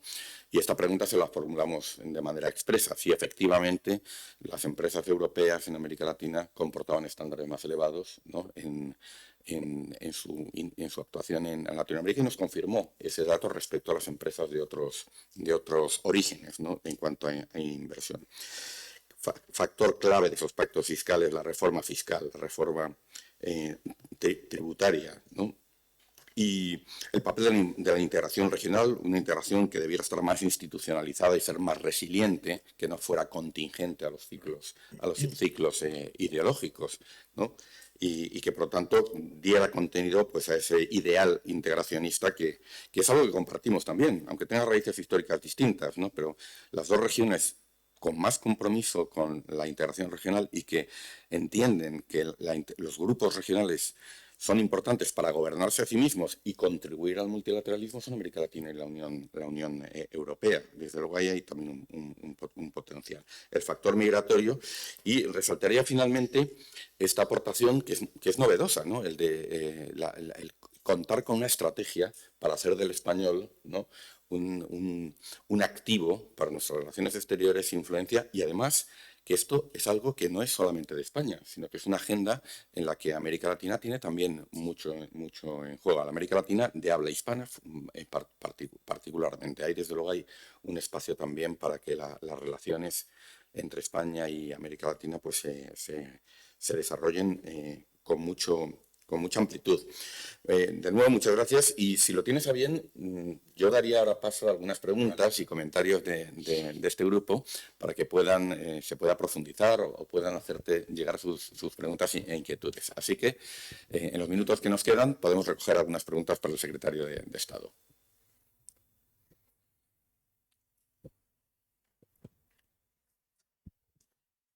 No quería empezar yo porque está lleno de juristas y economistas. Y yo, que soy historiadora y de lenguas, sí, y soy gala de Bulgaria. Lo que quería, voy a empezar por lo último que usted dijo, que por la parte de la lengua, porque yo soy profesora de lengua igual como profesora de historia en español, y la verdad es que disminuyó el número de alumnos en Europa quienes estudiaban español, y eso lo sabemos con datos del Ministerio Español, porque cada año tenemos una reunión con la asesoría de educación, creo, en cada país. En mi país no, en mi país sigue creciendo. Yo quería preguntar, ¿por qué si tenemos ya el Brexit y Inglaterra no está en la Unión Europea, seguimos utilizar como primera lengua el inglés en todas las instituciones europeas? Tiene que plantearse el problema, me parece, porque el alemán, el francés y el español dominan más en el continente. Es más, como he hecho cursos de lengua, sé que el español, por ejemplo, es en muchos países segunda y tercera lengua extranjera. Pero no hay país en Europa donde los profesores de inglés formados tienen como su primera meta ser profesores de inglés. Así que en cada país hay carencia de profesores de inglés. Da clases de inglés gente que no está tan bien formada como en español, francés y alemán. Así que me parece que ahora en los organismos con la pandemia y la guerra esto es el último problema, pero a mí me parece raro que seguimos hablando inglés si Inglaterra no está en la Unión Europea. No sé si prefieres contestar a cada una de ellas. Sí, porque si no se me va a olvidar. Bueno, yo siempre digo que a mí me sorprende por qué el inglés se desarrolló con tanta facilidad, ¿no? Es decir, no me parece una lengua especialmente fácil. Sin embargo, el desarrollo del comercio, el colonialismo, la influencia política, pero tampoco puede, claro, los Estados Unidos, ¿no? Es que ahí también está esa segunda parte. Los Estados Unidos hablan inglés. Los Estados Unidos, desde finales, del siglo XIX, se han desarrollado de una manera y eso evidentemente no se puede frenar simplemente porque desde hace 5 años los ingleses hayan dicho que se van de Europa, ¿no? Porque yo creo que el inglés es algo que se convirtió en la lengua. Oye, si quieres ser alguien, tienes que hablar inglés. Y si un presidente del gobierno español no habla inglés, es un inútil. Eso ha estado en el ambiente, absolutamente. Entonces, si tus hijos quieres que sean alguien, que hablen inglés. No se te ocurra no enseñarles idioma. Entonces, de algún modo, eso es algo que es muy difícil frenarlo, porque yo creo que tienen algo que no sé muy bien, además de todo esto que estoy diciendo, no sé cómo consiguieron de una forma tan, ¿sabes? Bueno, entonces, a nosotros lo que nos puede pasar, que dicen, yo a veces me quedo sorprendido cuando yo veo cómo habla español cierta gente y le digo, ¿tú dónde has aprendido español? No, yo en el colegio. Entonces, la gente te dice, el español es fácil, el español es lógico, la fonética enseguida la captas y sabes lo que está diciendo porque no hay posibilidad de juntar 2 letras y que sea una pronunciación distinta, sino que siempre es lo mismo, tea, está. Bueno, entonces, yo lo que creo es que en estos momentos es difícil frenarlo y desde luego en las instituciones europeas, yo que viví el cambio, yo estuve destinado entre el 90 y el 96 en Bruselas, todo lo que se hablaba dentro de las instituciones europeas era francés. Todos los documentos estaban en francés y a veces también en inglés y lo que nosotros hablábamos entre nosotros, los representantes de los distintos países, era francés. Ahora, bueno, ahora no, llevo desde que ingresaron países anglófonos, porque claro, la tercera ampliación, la que se produce en el año 1995, es de Finlandia, de Suecia y de Austria. 2005, ¿eh? 2005. No, 95. Sí, 95. En el 2004 son los de Europa Central, tienes razón. Sí. Entonces, esos son más bien países que tienen el inglés bastante como segunda lengua, Austria, Finlandia y Suecia. Después ya vienen todos los países del este, que ahí sí que, evidentemente, los norteamericanos, y creo que seguramente derivado de, si quieres tener un futuro cuando acabe el comunismo, tienes que hablar inglés, porque es la forma en que se estaba privatizando todo, en fin. Ahí había también una filosofía de que lo norteamericano era a lo que había que acercarse y más que incluso a lo europeo, ¿no? Entonces ha habido ese refuerzo del inglés como consecuencia de esas ampliaciones y desde luego yo hoy voy a Bruselas y es que no hay modo, no ya de hablar español ni de hablar francés, es que todo está en inglés. Es difícil porque no es solamente un país, no es que Gran Bretaña se haya ido, es que todo lo que queda allí viene muy influido porque, bueno, porque sus clases ascendentes llegaron a la conclusión de que después del comunismo, oye, hablar inglés, no era hablemos francés. Entonces va a ser muy difícil sustituirlo, pero yo lo creo... Sí, claro. Sí. Teníamos que hablar ruso, yo Sí. he estudiado 10 años francés. Entonces va a ser... Teníamos que... No, sí, es así, es así. Yo además lo encuentro lógico, es decir, había mucha presión y yo creo que el francés, bueno, esto está en streaming, lo voy a decir suavemente, ¿no? Pues no ha perdido la batalla, en mi opinión. Es decir, cuando uno lee literatura rusa, se da cuenta, me parece que te lo he comentado alguna vez, ¿no? Que hay párrafos enteros en francés. En los libros de Dostoyevsky, de Tolstoy y tal, hay porque la clase alta, las élites rusas, en ese momento consideraban muy elegante hablar francés. Era la lengua además de la diplomacia, porque estaba establecido que se hablaba francés y si no, no eras un buen diplomático. Pero es que hoy en día el inglés, por distintos motivos, y en las instituciones europeas va a ser muy difícil revertir eso. Y además nosotros, pues es más difícil todavía porque es que el español es minoritario en Europa, aunque es verdad que tiene mucha capacidad de atracción. Por ejemplo, nosotros somos el primer país en Erasmus, ¿no? bueno, tenemos una atracción enorme, ¿no? Lo estábamos hablando anoche, las copas, la noche. Claro que eso influye en que vengan muchos estudiantes a España, porque nos hemos convertido en un destino atractivo donde, oye, se pasa bien, además de que haces un curso en se pasa bien, y entonces eso ha tenido también una influencia enorme en la difusión del español. La cantidad de intercambios estudiantiles que han hecho que la gente diga, pues voy a aprender español, porque además me sirve para 25 países, que también eso es importante. Es decir, si tú aprendes chino, te vale en un país. Pero si aprendes español, te valen 25 países. Entonces, oye, también a la hora de buscar expectativas de trabajo, pues a lo mejor, si no es en Perú, es en Chile, y si no, en Colombia. Quiero decir, ha habido muchas razones, la demografía y, por supuesto, la emigración, porque los latinos emigran muchísimo.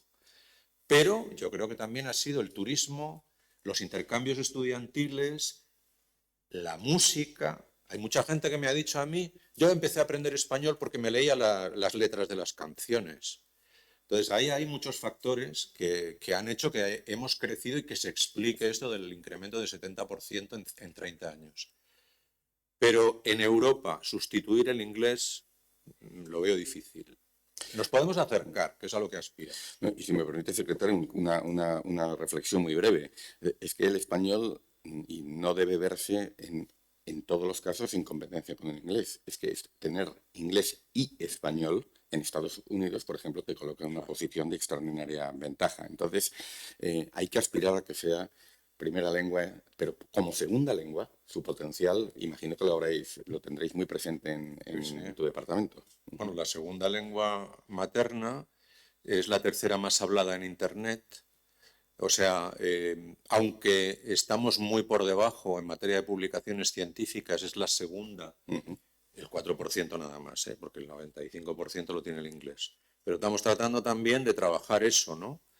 En buscar eso que decía al principio, de que se ha identificado el español como una lengua de inmigrantes y tratar de también luchar porque esa lengua tenga también cierta reconocimiento.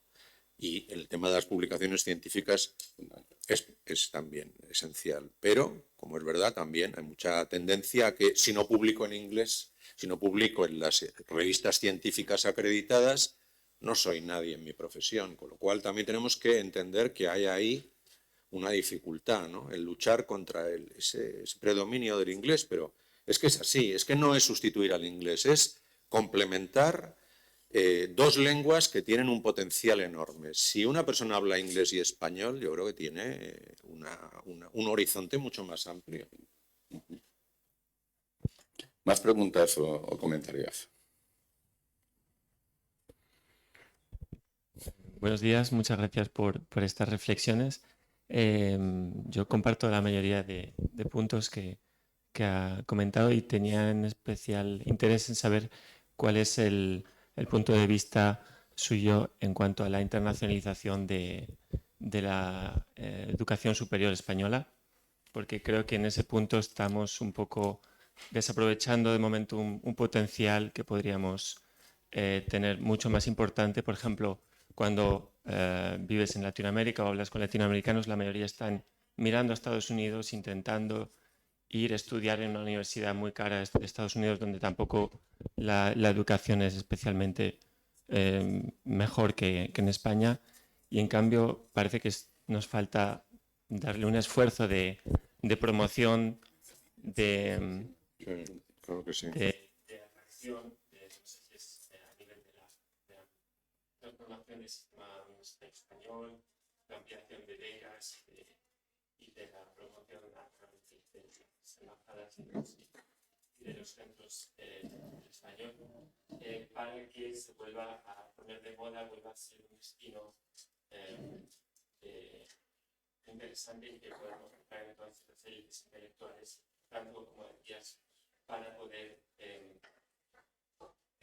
transmitir esta influencia del modelo europeo y español del Estado de Bienestar, del Estado de Derecho, cuando vuelvan a sus países, o para atraerlos y conseguir una inmigración de de calidad que cree empresas, que pueda crear riqueza económica aquí. Si desde luego el milagro de la Silicon Valley es un milagro de inmigración, y es que los CEOs, los ingenieros son de origen indio, de origen chino internacional, y no es realmente solamente los estadounidenses los que han creado esas empresas, esa riqueza. ¿Qué podríamos hacer para replicar un poco ese modelo? Hay otras empresas europeas que también son muy activas, como Campus France, el DAR en Alemania, el NUCI en Holanda. También los anglosajones han internacionalizado mucho esos flujos de estudiantes entre sus países. ¿Qué podríamos hacer en España para mejorar este sistema? ¿Quieres contestar tú primero? Oye, no, por favor, ¿Yo? tú primero, sí. Bueno, el otro día precisamente tuvimos una reunión con el ministro de Universidades, con Subirats, porque nosotros estamos muy interesados en eso, ¿no? En atraer estudiantes universitarios. No solamente porque efectivamente hay gente que se va a Estados Unidos o a lugares en donde le dan más facilidades, sino también porque, como me dijo el ministro, es que vamos a tener que hacer frente a un reto demográfico que las aulas en estos momentos se nos quedan vacías. Es decir, ¿por qué? Pues porque el baby boom ya pasó y estamos acostumbrados a tener no sé cuántos niños o cuántos universitarios en un aula, y de golpe nos vamos a encontrar con que la mitad. Y eso te hace necesario incluso el decir, bueno, ¿y ahora qué hago yo con esta macrocefalia universitaria que tengo si resulta que solo tengo una tercera parte de los estudiantes que tenía cuando yo diseñé todo esto, ¿no? Es decir, hay una razón estratégica, tenemos que traer gente aquí que nos interese, que el día de mañana sepan español, tengan títulos españoles, se instalen en España, porque así atraemos cerebros, pero es que además tenemos una necesidad presupuestaria, por decirlo así de alguna manera, ¿no? ¿Cómo vamos a pagar la universidad si resulta que tenemos una tercera parte de los estudiantes de la que teníamos? Y por lo tanto la atracción de estudiantes es importante. Pero claro, ahí chocamos con el tema selectividad, ¿no? Lo que se llama ahora EBAU, ¿no? Solamente tenemos con algunos países, y no precisamente con los más interesantes, acuerdos de supresión de este sistema de selección, ¿no? Por ejemplo, nos interesaría la India, nos interesaría Canadá, Estados Unidos, es decir, dar facilidades a determinadas nacionalidades. Pero claro, también tenemos que tener cuidado de no caer ahora en que ahora vamos a traer a la gente a la universidad solo para recaudar. O sea, no podemos tampoco ahora decir, venga, aquí que venga todo el mundo, porque al final de lo que se trata es de que nosotros pasemos por este mal trago presupuestario y recaudemos a través de las tasas universitarias. Luego, por otra parte, también es importante, y una de las cosas que nosotros señalamos es, llegan a lo mejor un grupo de extranjeros a una universidad que no hablan bien español, inmediatamente crean dificultad en el curso para seguir. Tendríamos que exigir un certificado, que es de lo que estamos hablando, ¿no? Es decir, el Instituto Cervantes, el Cervantes, y tenemos un sistema que es el DELE, ¿no? O sea, un certificado que acredita que una persona habla español. Tiene nivel, que es un poco pues lo que hacen los ingleses con el proficiency, con todos estos. ¿Usted sabe inglés para presentarse a este puesto? A ver, demuéstremelo. Bueno, pues un certificado español que dijera, yo me ha examinado el Instituto Cervantes en Hamburgo y yo puedo seguir un primer curso de universidad en España porque no voy a estar preguntando ¿qué ha dicho? ¿Qué ha dicho? En fin, que no esté retrasando constantemente el ritmo de una clase, porque se trata de que no baje el nivel porque hay un grupo de gente que no entiende. Entonces, ahí estamos trabajando en la idea de ver cómo podemos llegar a una fórmula imaginativa, pero bueno, estamos empezando, tengo que decirlo, ¿no? Tenemos también, y esto ya es fuera de la universidad, el reconocimiento de títulos. Hay un atasco tremendo porque Porque bueno, porque hay que decir que yo creo que los colegios los colegios profesionales a veces hacen un trabajo de obstaculización. Tenemos hasta 15.000 títulos pendientes de reconocimiento. Es cierto que con la pandemia y todo el trabajo, digamos, no presencial, pues ha ralentizado mucho todo ese trabajo. Pero vamos, hay países que están muy, muy molestos con nuestro retraso, ¿no? Es decir, porque además hay profesiones que en estos momentos, no digamos los médicos, están muy necesitadas de personal. Ya lo habréis oído en los telediarios, que resulta que no hay médicos porque está la gente tan sobrecargada que están pidiendo traslados, bajas, renuncias. Entonces, bueno, hay necesidad en estos momentos, después de la pandemia, de atender titulaciones y, por lo tanto, habría mucha demanda de médicos extranjeros que tienen además cierto nivel. Bueno, estamos hablando aquí de títulos de países con universidades, vamos a decir, de chicha y nabo. Estamos hablando de facultades de universidades extranjeras muy acreditadas y están esperando. Entonces sí que nos hace falta reflexionar sobre este tema. Bueno, claro. Sí. Muchas gracias, secretario. Yo aquí sí quisiera mencionar algunos elementos que hemos visto, que hemos detectado pues, a través del trabajo de esta instancia, de ese instrumento de la acción exterior española, que es la Fundación Carolina, ¿no? Que trabaja es una herramienta, entre otras cosas, para ayudar a la internacionalización de las universidades, ¿no? y atraer estudiantes, en este caso latinoamericanos. Hay una vieja discusión, ¿no?, sobre si la actividad de la Fundación podría extenderse a otras regiones, ¿no? Esto es algo que, bueno, como siempre, pues requeriría algunos recursos adicionales, porque no sería una buena idea vestir un santo desnudando a otro. Pero más allá de eso, cosas que hemos detectado. Digamos, aparte del atractivo de las becas en sí, las solicitudes que recibimos los estudiantes que quieren hacer posgrados en España, doctorado en España, no vienen solamente porque se les dé una beca, ¿no? Es que también acuden atraídos por la calidad del sistema universitario español, ¿no? Esto me parece que es un elemento importante, ¿no? Pero en fin, hay becas en otros lugares, ¿no? No, es que yo quiero esta universidad y quiero este máster en concreto, porque sé que tiene prestigio, porque están algunas figuras académicas que son referentes en su campo, ¿no? Entonces, nuestro sistema universitario es un sistema que es fuerte, que es un sistema reconocido de calidad, con calidad, y por lo tanto es un factor importante para explicar esa demanda de becas, más allá de la ayuda económica en sí, ¿no?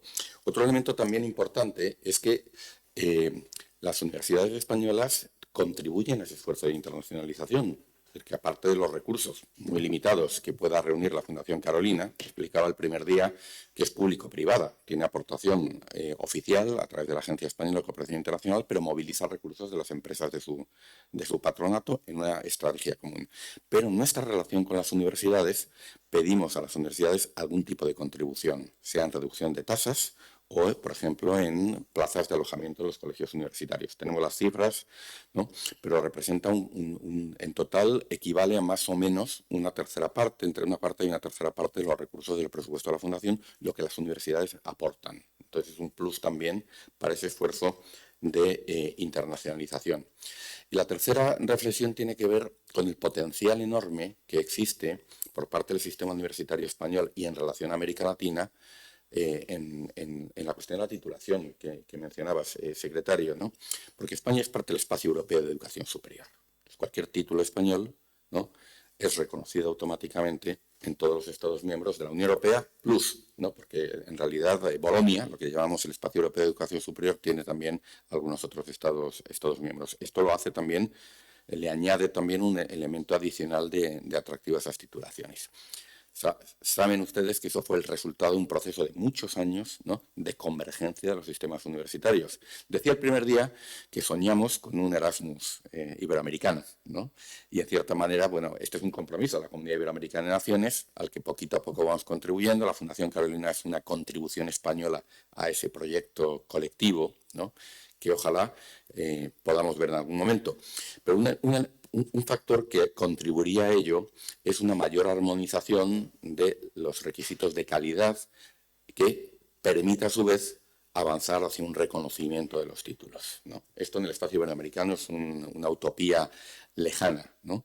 Pero yo confío que también en el ámbito iberoamericano, ¿no?, los ministros, ministras de educación, las autoridades responsables de acreditación de calidad de los sistemas universitarios vayan convergiendo en la propia región latinoamericana y con nosotros, con el espacio de educación europeo de educación superior, para que algún día podamos, si no equiparar automáticamente, como ya ocurre en Bolonia, las titulaciones, desde luego facilitar en mucha mayor medida el reconocimiento mutuo de las titulaciones, ¿no? Entonces, este yo creo que es un elemento estratégico y además es un elemento estratégico muy importante que conecta un ámbito de nuestra acción exterior, secretario, que es el ámbito iberoamericano, con el euro latinoamericano. Que tenemos aquí, y España en cierta forma es el hub, ¿no? Es el lugar desde el que ambas agendas pues, se pueden promover, pues eso, a medio largo plazo, ¿no? Muy bien. Vamos a recoger algunas preguntas más, no muchas más ya, porque ya tenemos que tener un espacio también para el descanso antes de la sección de clausura. Sí. Por favor. Sí, muy breve. Y por volver al tema de los retos de la presidencia española y en relación con América Latina, lo primero es, bueno, me llamo Carmelo Barrio, soy del Parlamento Vasco.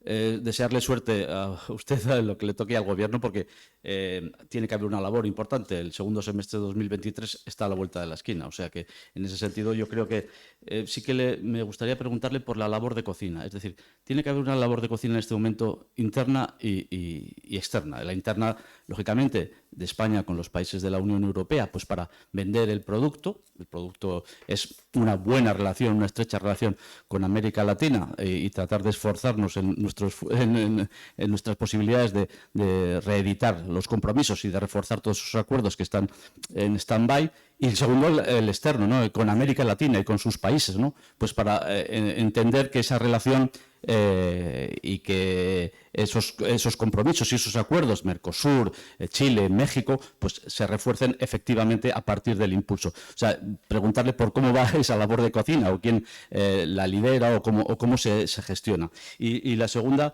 es hablar de la eurocompatibilidad que ha dicho. Es un palabro, la verdad, lo de la eurocompatibilidad. Yo creo que hay que darle... Pero es muy importante lo que tiene esa expresión, ¿no? Hay que darle mucho contenido porque yo creo que es muy importante, porque esa es la clave de esa labor de cocina, ¿no? Pero hacerla de una manera bidireccional, ¿no?, de nosotros a ellos y de ellos a nosotros, porque lo que compartimos con América Latina, lo han dicho en casi todos los ponentes que han pasado por aquí, no son muchas cosas, son esos valores. El valor fundamental es el que estamos en dos espacios de paz, ¿no? El espacio de paz europeo, que se generó después de la Segunda Guerra Mundial y que, bueno, ahí está, independientemente de algunos conflictos, y en América Latina también, ¿no? En América Latina también es un espacio de paz. Hay muchos años, quitando los conflictos internos de algunos de los países, que efectivamente, pero conflictos de agresión entre estados, pues no ha surgido. Yo creo que hay elementos muy importantes, pero me interesa eso de la labor de cocina. Muchas gracias. Bueno, la labor de cocina es constante, ¿no? Es decir, nosotros yo creo que no podemos tener mejor oportunidad que esta de tener un alto representante que trata precisamente de frenar esa tendencia, vamos a decir, no quiero decir al olvido, ¿no?, pero sí de cierta reducción de la atención. El último viaje que ha hecho Borrell ha sido a Panamá para tener una relación con los países del SICA y del CARICOM. Previamente hizo un viaje a Brasil y Perú. Yo creo que de algún modo él en su discurso y en la estrategia que está presentando en estos momentos o que está a punto de presentar, sabemos que tiene un poco esa idea que acabo yo de exponer aquí esta mañana. Estratégicamente, no solamente ya por razones sentimentales de proximidad, es que estratégicamente es la región que más se acerca a nosotros. Y no podemos permitir que otros, que son más bien extraños y que tienen unos intereses, digamos, menos claros, puedan adueñarse de ese mundo. Y lo cierto es que, como decía antes, en el comercio las cosas han ido ya muy lejos. Es que países como Chile, como Brasil, como Uruguay, tienen Argentina una dependencia del comercio con China ya elevadísimo. Yo recuerdo que a mí me dijo una vez el presidente Mujica, cuando yo era embajador de la Unión Europea en Uruguay, porque además como allí está la sede del Mercosur, ustedes nos están lanzando en brazos de los chinos y nosotros tenemos muy poco que ver con esa cultura.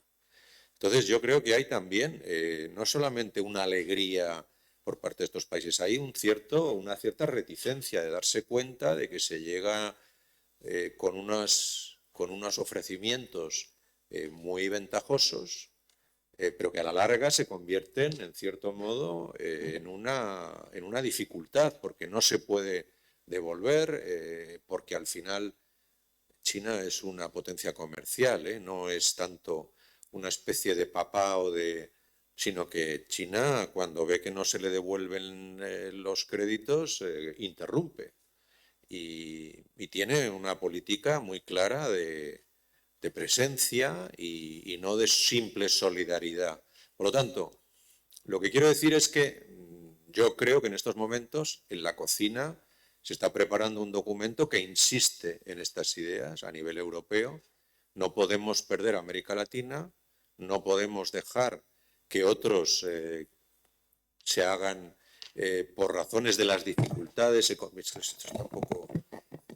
de las dificultades a las que me refería antes, están de alguna forma acercándose con menos exigencias, porque esa es otra de las cuestiones. Es que una vez en Senegal me dijo el presidente, claro, es que estos no vienen pidiéndonos derechos humanos. Es que entonces quiero decir, nosotros tenemos necesidad de seguir con ese planteamiento equilibrado. No venimos solo a hacer negocios, venimos a eso, a consolidar una proximidad y ni nos vamos a olvidar de los derechos humanos, ni nos vamos a olvidar de la democracia, pero al mismo tiempo también queremos eso, que no perder pie, no perder un elemento estratégico tan próximo a nosotros como es un grupo de países que aspiran al mismo tipo de sociedad que nosotros, porque es que es así, es que eso no es mentira. Es decir, esos países quieren derechos humanos, quieren libertades, quieren educación, quieren sanidad, quieren arraigo, quieren no tener que emigrar. Y yo creo que en la cocina yo creo que hay una idea perfecta. Ahora bien, no nos engañemos. Es que hay una sensibilidad en estos momentos porque hay un alto representante que es español. Y eso no va a suceder siempre. Hemos tenido ya dos. Probablemente tardemos mucho en repetir, así que hay que aprovechar el momento porque hay una sensibilidad, hay una comprensión de que efectivamente tenemos que sacar adelante un documento, una estrategia que se apruebe seguramente en presidencia española, aunque vamos a tener una cumbre preparatoria a finales de este año 2022 en Buenos Aires. La CELAC en estos momentos está presidida por Argentina, que es la contraparte de la Unión Europea, y ahí, en la cumbre de cancilleres, será preparatoria de la cumbre que probablemente, o que con toda seguridad, tendremos nosotros en nuestra presidencia. Y yo creo que el enfoque, por los intercambios que hemos tenido, es muy en la línea de que no se puede perder eso y que hay que sacar un documento tan importante como el que aprobamos en el 2015, que ya digo, cumplía con todas las ambiciones de decir, con América Latina hay que hacer una cosa verdaderamente sólida. Pero claro, desde el 2015 no nos hemos vuelto a reunir y ahí está la cosa, no diré muerta de risa tampoco, pero en fin, muy poco trabajada y muy poco desarrollada, ¿no? Luego, claro, en lo bidireccional, claro que ellos tienen también que poner de su parte, eso es indudable. Y además, si no lo vemos así, fracasaremos, ¿no? Porque hay una palabra que en América Latina es sagrada, soberanía, ¿no? Es un tema que a veces hasta es un poco difícil el insistir en que conviene matizarla, ¿no? Nosotros hemos desarrollado un sistema en el cual hemos cedido soberanía. Nosotros creemos que ceder parte de tu soberanía es bueno en aras de conseguir cosas, bienestar, prosperidad, paz, y ese es un poco el objetivo de la Unión Europea. Sin embargo, en América Latina cuesta mucho el decir la soberanía no lo es todo, la soberanía muchas veces te lleva a cometer errores, puedes caer con una exacerbación de la soberanía en la guerra. Europa ha vivido procesos de guerras constantes hasta que inventamos esta Unión Europea y a veces es difícil, ¿no? Pero claro que sí, claro que hay que trabajar con respeto y bueno, y hoy creo que podemos tener la satisfacción de que creo que Colombia y Venezuela van a reconocer o van a establecer relaciones diplomáticas restablecer relaciones diplomáticas que creo que puede ser el principio de algunas de las soluciones, ¿no? Que, en fin, no han tenido enfrentamiento bélico, pero casi, porque la frontera es el punto caliente de América Latina, yo creo. Pero bueno, sí, por supuesto, yo creo que tenemos que trabajar en la cocina, estamos en ello, y yo creo que en muy breve plazo conoceremos el documento que va a presentar la Unión Europea.